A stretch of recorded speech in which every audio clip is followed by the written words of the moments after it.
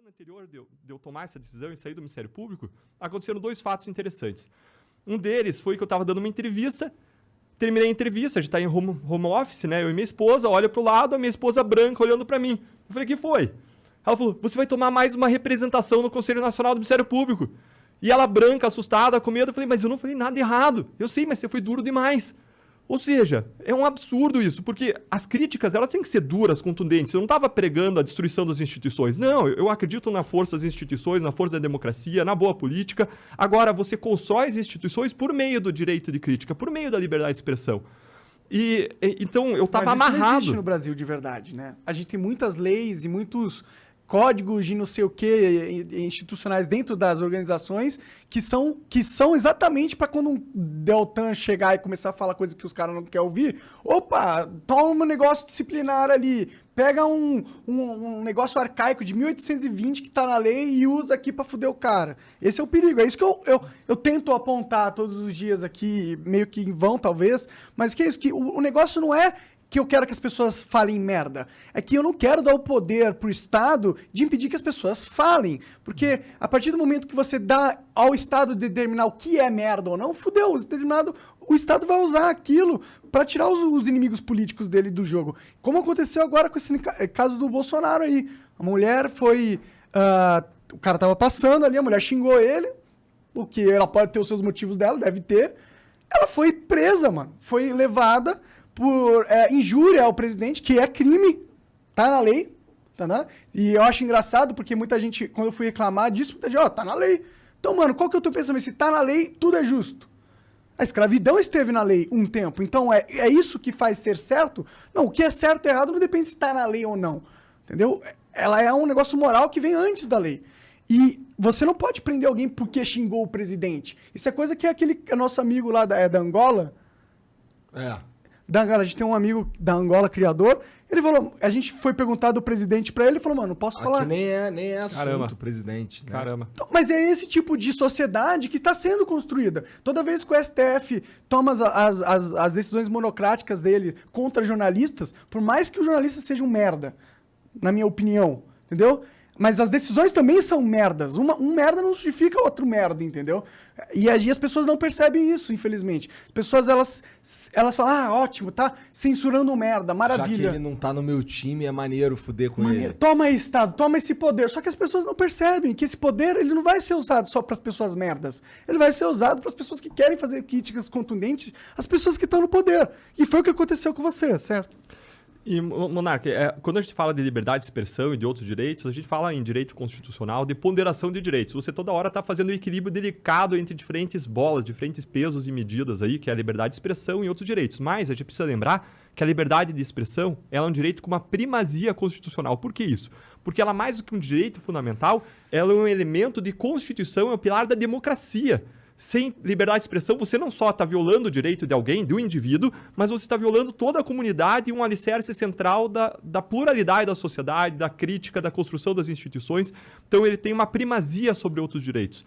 Eu acredito que tem alguns limites, eu poderia, assim, mas aí é mais técnico. Assim, eu acho até que existem ali os crimes que são linhas que a gente não deve ultrapassar, como a calúnia, a injúria, a difamação, né? A indústria de fake news. Eu acho que são limites que a gente não deve ultrapassar. Mas aí tem um problema na aí sua... O que é, o que não é, né? Fake news, né? É a mesma coisa do injúria. O que é injúria? Eu falar que o presidente é um filho da puta, é claro que é uma injúria. Mas e aí, não posso xingar o presidente de filho da puta mais? Esse tipo de sociedade, não. Eu acho que, infelizmente, o brasileiro aceitou fácil que injúria deve ser crime. E tá na lei já, né? Mas tem alguns mecanismos para isso. Se entende, por exemplo, que a liberdade ou a proteção da imagem, da honra das altas autoridades, ela é menor, justamente porque elas são expostas à discussão pública. E se coloca, por exemplo, que quando você está num debate público sobre políticas públicas, sobre postura de autoridades, você tem uma liberdade maior de crítica. Então, existem algumas ferramentas para você fazer essa certa ponderação. Agora, se a gente traz isso não para uma esfera pública, mas para uma briga de vizinhos, um xingando, caluniando, espalhando notícias, eu acho que tem que ter algum limite, sabe, Monark? Mas como... Eu entendo que você acha que tem um limite. Eu só fico com medo de... Sempre quando a gente quer pôr um limite na expressão, porque a fake news é uma forma de expressão. É mentira, mas é uma forma de expressão. Você quer limitar a forma de das pessoas se expressarem? É perigoso.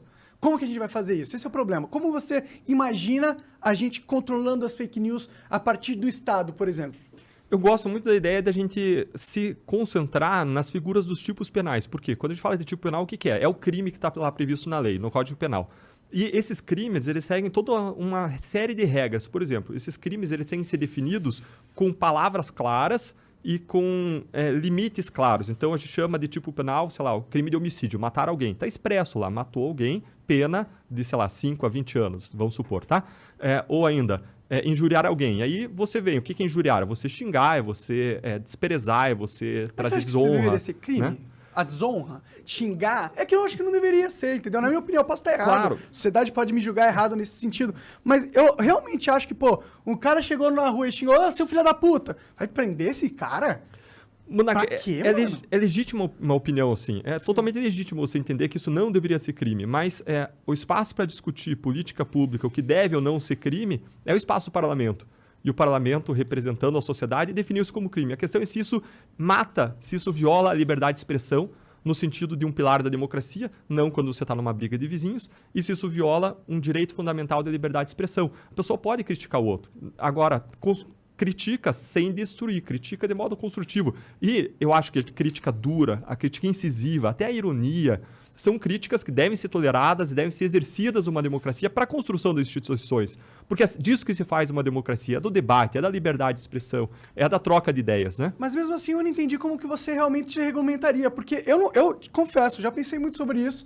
Bom, eu pensando sobre isso não quer dizer muita coisa, mas eu não consegui encontrar uma solução que a gente limite, por exemplo, os malefícios da fake news sem causar um mal maior, que é dar o poder ao Estado de controlar o que é válido ser dito ou não. Porque, imagina, não tem como. Como que você vai pôr uma ferramenta onde o Estado controla fake news sem dar uma ferramenta poderosa demais para o Estado? Eu não enxergo como. Você enxerga? Eu não enxergo. Na minha perspectiva aí, Monark, sempre que existe uma dúvida sobre a culpa ou não de um réu, quando você está falando de crimes como injúria, difamação e calúnia, o réu é absolvido. Se você tiver dúvida, vamos dizer que a gente tem dúvida sobre algo ser falso ou ser verdadeiro. O cara vai ser absolvido. E quando a gente fala de verdadeiro ou falso, a gente está falando de proposições sobre fatos. Agora, quando a gente fala de opinião, aí é outra coisa. Opinião é opinião. Opinião não é falsa, não é verdadeira, né? Mas se o cara, por exemplo, ele tá delatando alguma coisa que ele... Pô, alguém foi lá e falou, isso aqui tá acontecendo. Ele vai ser o cara que vai delatar, tá isso, ligado? E aí, no final, se descobriu, fez a investigação, mas se descobriu que o que ele delatou não era verdade. Esse cara não é punido. Hoje ele tem uma proteção mas legal. Mas ele já foi punido hoje. Não. Teve um cara que fez isso, entendeu? Até acho que ele pode ter feito isso de maneira maldosa, entendeu? Mas teve um deputado federal que falou das urnas eletrônicas, falou que elas estavam sendo manipuladas, fez essa denúncia, foram averiguar, viram que não tinha nada, esse cara perdeu o mandato por fake news. Eu acho que isso é errado. Sabe por quê? Não porque eu acho que ele tá certo em talvez ter mentido, mas sim porque agora qual que é o próximo que for fazer uma... E se realmente tiver alguma coisa acontecendo nas urnas, o cara vai ficar com medo de delatar, porque o último cara que delatou perdeu o mandato, entendeu? Então, eu não... Esse é o problema.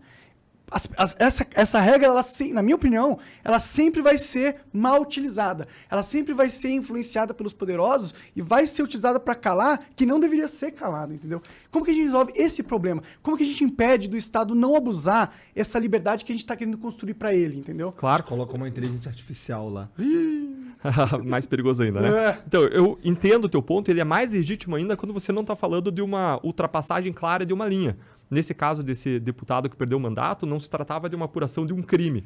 Os limites que eu vejo são os limites da injúria, da calúnia e da difamação. Para mim, são limites claros porque estão ali regrados em regras penais, naquilo que ele chama de tipo penal. Então, são limites claros. Agora, fora disso... A discussão está sendo em torno, né? Tipo, as pessoas elas querem criar novas leis para garantir essa proteção contra a fake news. Tipo, se a gente quiser só manter as leis que tá, eu acho que as leis que tá poderiam mudar para melhores. A gente não tem, tipo, a primeira emenda igual nos Estados Unidos, que garante realmente a liberdade de expressão. A gente deveria ter algo aqui no Brasil. Não temos, ótimo. Mas as pessoas estão lutando para mudar isso, para que a gente aumente a regulamentação do Estado sobre a fala, sobre o speech das pessoas. É isso que eu vejo, isso que me dá medo, entendeu? Claro, porque você já disse aí, você é um cara que entende da lei, O Estado já tem ferramentas para lidar com esse tipo de... Então, por que as pessoas querem criar novas, entendeu? Isso não é meio esquisito, na sua opinião? Eu acho que a gente poderia falar assim, ó, tem uma zona de certeza positiva da liberdade de expressão. Uma zona em que todo mundo concorda que aqueles casos a pessoa tem plena liberdade de expressão. Tem uma zona de certeza negativa, que são quando a pessoa está cometendo crimes.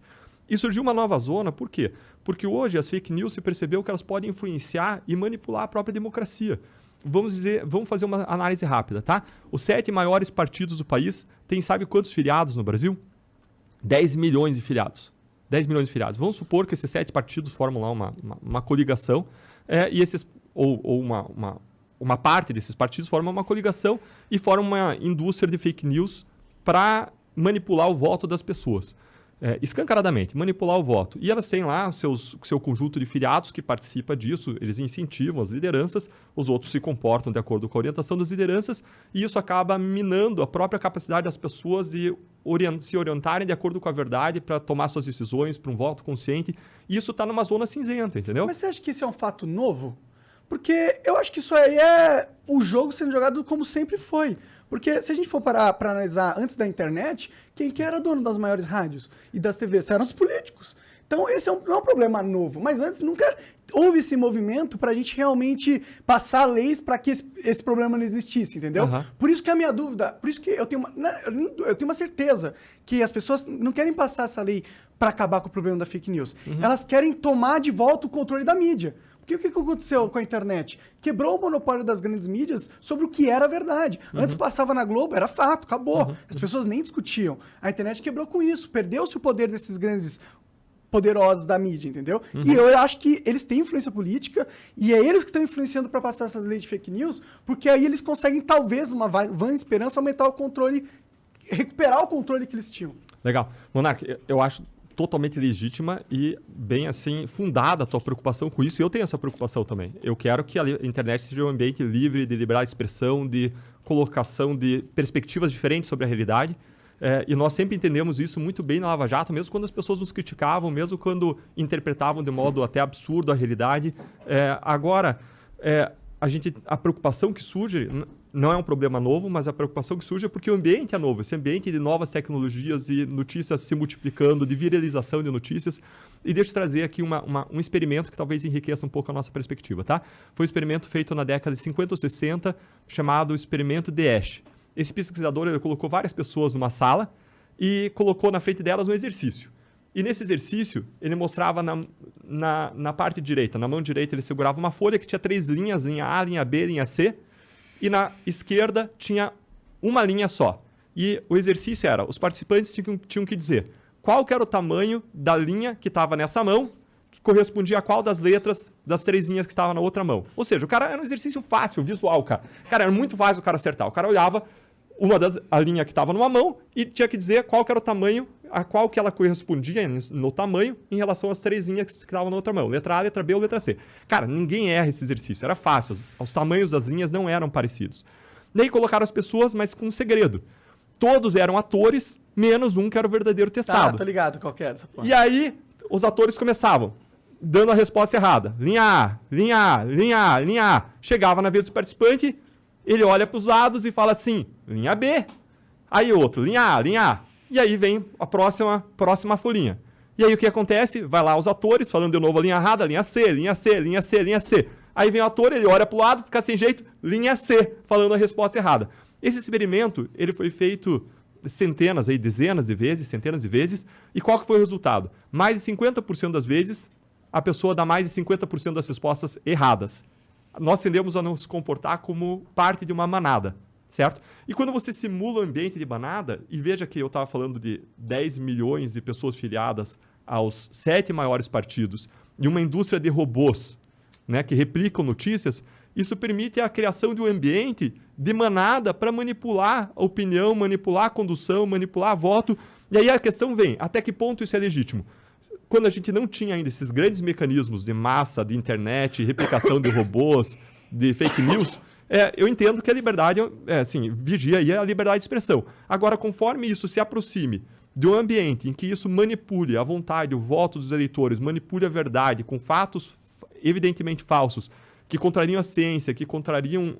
E, claro, eu entendo que perspectivas diferentes de ciência devem ser respeitadas. Perspectivas diferentes devem ser respeitadas. Quem diz aonde que a ciência é consenso? Eu entendo. É que, tipo, o seu argumento é, antigamente as pessoas que manipulavam, a gente sabia quem era, agora todo mundo pode fazer. Mas, mano, isso é bom, tá ligado? Pra mim, é melhor a gente ter um ambiente... Porque, sabe qual que é a verdade? Não tem como você acabar com a manipulação do debate público.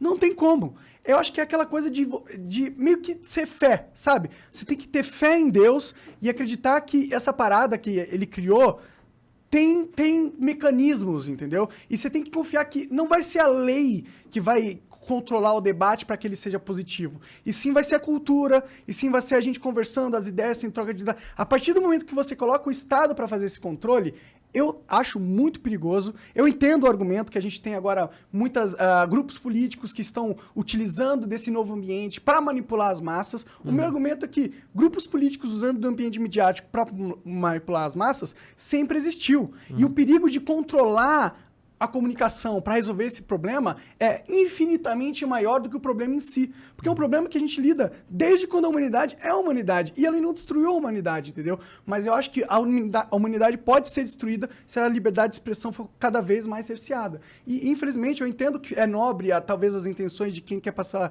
leis ou fortalecer a rigorosidade do Estado nesse sentido. Mas eu acho que, apesar de nobre, é uma visão que vai levar a gente para um caminho, infelizmente, de menos liberdade e um caminho ruim para a sociedade, sabe? Monarca, eu tendo a concordar com você, eu só estou situando a discussão, tá? Então, meu argumento não é nem contrário ao teu. Meu ponto é, existe uma zona de certeza e liberdade de expressão, cara, é o pilar fundante da democracia, é direito fundamental, e a gente tem que prestigiar acima dos outros direitos. Existe uma zona de certeza negativa, que é quando a pessoa está praticando um crime lá, bem definido, bem quadradinho, e onde surge a discussão é na zona cinzenta. Agora, conforme o ponto de vista da pessoa, essa zona cinzenta pode ser maior, menor ou até não existir. A tua perspectiva é um pouco mais libertária, pode não existir. Eu não tenho posição em relação ao tamanho dessa zona cinzenta, não é algo sobre o que eu me debrucei. Aliás, eu estudei direito de modo geral, estudei direito constitucional, ponderação de direitos, mas nunca me debrucei nisso. Minha área é a área anticorrupção, né? E na área anticorrupção, liberdade de expressão é mais importante ainda, porque a gente está defendendo as pessoas que se manifestam contra o poder e que tendem a ser cerceadas. Eu tenho a mesma preocupação que você. Hoje é amanhã é o ativista que está criticando o governo, depois é o cara que na Nicarágua está sendo preso por ser oposição, entendeu? E aí estão dizendo que não, é que ele está fazendo fake news. Cara, isso é um absurdo. Então a gente tem que tomar muito cuidado do poder e do tamanho do poder que a gente coloca nas mãos do Estado para ser algo objetivo, algo claro, algo razoável, algo em relação ao que existe um grande consenso social. Eu não vejo consenso social hoje para essa regulamentação. Não vejo. E se for existir uma regulamentação nesse sentido, essa regulamentação tem que ser clara, tem que ter critérios que nos deixem seguros e que atendam às preocupações legítimas de pessoas como você e que eu também tenho. Da hora demais. Entendi.